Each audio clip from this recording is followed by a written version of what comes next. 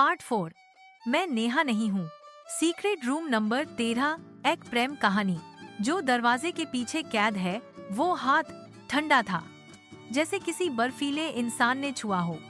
याशी ने पीछे मुड़कर देखा पर वहाँ कोई नहीं था, लेकिन उसकी कलाई पर अब भी वो उंगलियों के निशान थे, नीले गहरे, जैसे किसी ने कसकर पकड़ा हो। वो दौड़कर नीचे आई, लेकिन हॉस्टल अजीब सन्नाटे में डूबा था। न गार्ड थी, न कोई लड़की, बस कॉरिडोर में जलती बुझती ट्यूबलाइट्स और एक धीमा अजीब संगीत। रूम में पहुंचते ही उसने डायरी खोली। 8 दिसंबर, कल रात जो हुआ वो मैं कभी नहीं भूल पाऊंगा। अन्वी अब मेरे साथ नहीं है, लेकिन वो इस हॉस्टल में है। वो नेहा बन गई है। मैंने उसका चेहरा देखा, वो अन्वी थी, पर आंखें किसी और की थीं। याशी कांप उठी। नेहा, क्या कोई आत्मा है? क्या वो अब भी यहीं है?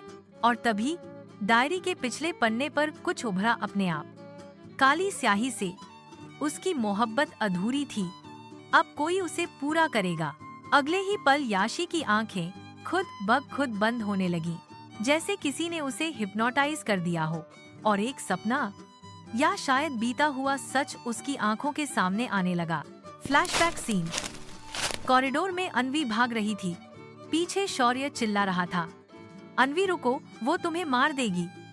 और सामने सीढ़ियों पर खड़ी नेहा, उसके हाथ में कुछ था, चमकती कोई चीज। फ्लैशबैक कट होता है। याशी हड़बड़ाकर उठती है।